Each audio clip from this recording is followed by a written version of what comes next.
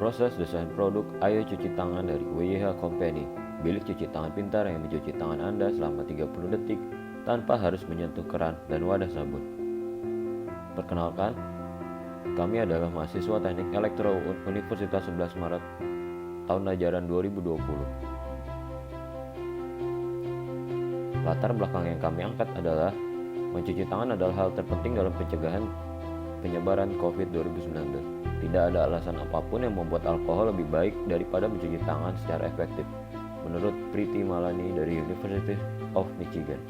Namun, cuci tangan yang benar adalah lebih dari 20 detik. Bukti menunjukkan bahwa mencuci tangan selama sekitar 15-30 detik menghilangkan lebih banyak kuman dari tangan daripada mencuci untuk periode yang lebih singkat.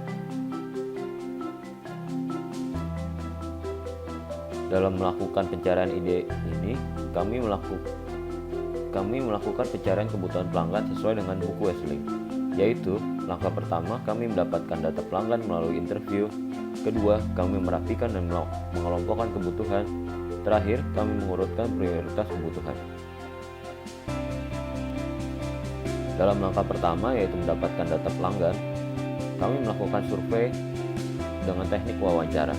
Teknis dalam wawancara ini kami melakukan minimal 3 orang per anggota tim dengan pertanyaan yang sudah dibuat, dengan responder yang merupakan 1 penghuni rumah, 1 tetangga, dan 1 orang lain. Data yang kami dapatkan adalah sebagai berikut.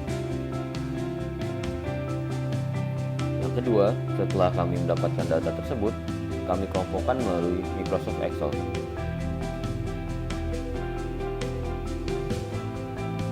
Setelah data-data tersebut dirangkum, lalu kami meranking data tersebut berdasarkan kekuatan data tersebut.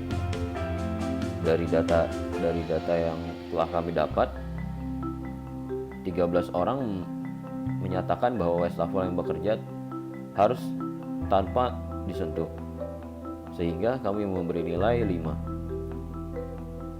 Yang kedua, wastafel harus bersih atau higienis, kami berikan ranking 4. Yang ketiga, wastafel harus memiliki fungsi tambahan atau multifungsi, kami berikan ranking 3 dan seterusnya. Langkah selanjutnya untuk membuat desain produk yaitu menentukan spesifikasi produk. Menurut buku Wesling juga, langkah-langkahnya adalah sebagai berikut. Yang pertama, menentukan spesifikasi awal yang diambil dari data pencarian kebutuhan pelanggan. Kedua, membuat data tersebut dan mencarinya dalam satuan metrik, sehingga spesifikasi produk tergambarkan dengan baik. Terakhir, dilakukan benchmarking dengan pesaing atau kompetitor yang sudah ada di masyarakat. Berdasarkan data kebutuhan pelanggan yang sudah kami peroleh, lalu kami kelompokkan menjadi 5 spesifikasi awal. Yang pertama, wastafel harus bekerja tanpa disentuh.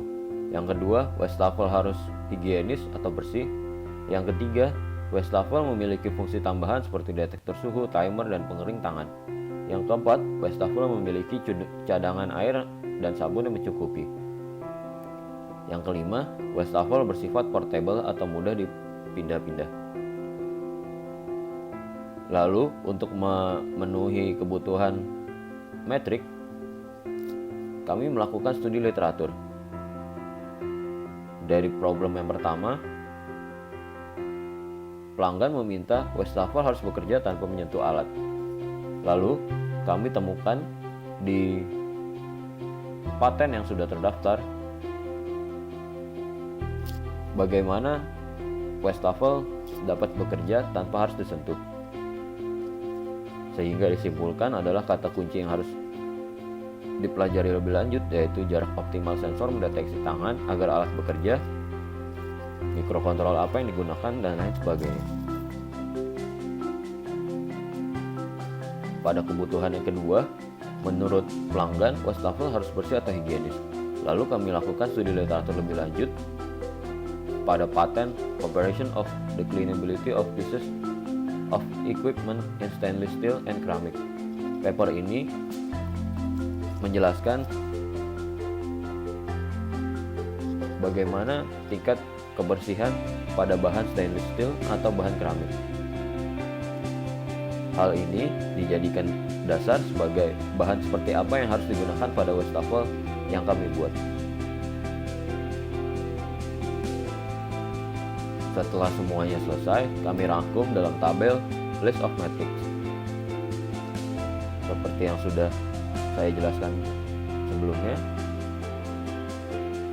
kebutuhan-kebutuhan dirinci, lalu ditentukan spesifikasi dan satuan matriksnya, sehingga terlihat dengan jelas spesifikasi utama produk yang nantinya harus dibuat. Setelah itu, dilakukan benchmarking dengan kompetitor. Kami menemukan beberapa produk yang sama dengan konsep wastafel portable untuk mencegah penyebaran COVID-19. Seperti gambar di atas, sudah ada produk yang telah dipasarkan, namun belum menggunakan sistem otomatis seperti produk ember galon cuci tangan wastafel semi otomatis yang sudah dijual. Sistem ini menggunakan pedal atau diinjak agar mengeluarkan air, dan untuk mengeluarkan sabun tetap harus ditekan. Produk lainnya yang lebih canggih adalah dengan integrasi keran tanpa sentuh atau touchless. Namun kami menemukan kelemahan lainnya, yaitu sabunnya tetap harus ditekan,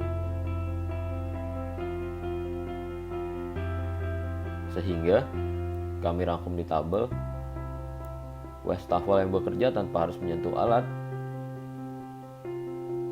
Produk kami lebih unggul dari produk wastafel injak, walaupun wastafel yang kedua sudah menerapkan program yang sama. Yang kedua, wastafel bersih dan higienis. Terlihat dari gambar-gambar yang ada, wastafelnya dibuat dari bahan stainless steel. Yang ketiga, wastafel memiliki fungsi tambahan seperti detektor suhu, timer, dan pengering tangan. Nah, pada fitur ini, produk-produk yang sudah ada di pasaran belum memenuhi, sehingga produk kami lebih unggul. Poin nomor 4, wastafel memiliki cadangan air dan sabun yang mencukupi. Terlihat pada wastafel injak portable sudah tersedia cadangan air dan cadangan sabun yang mencukupi. Terakhir, alat bersifat portable. Pada wastafel injak portable sudah jelas bahwa wastafel tersebut portable. Namun pada wastafel yang kedua terlihat pemasangan sistem yang tidak portable.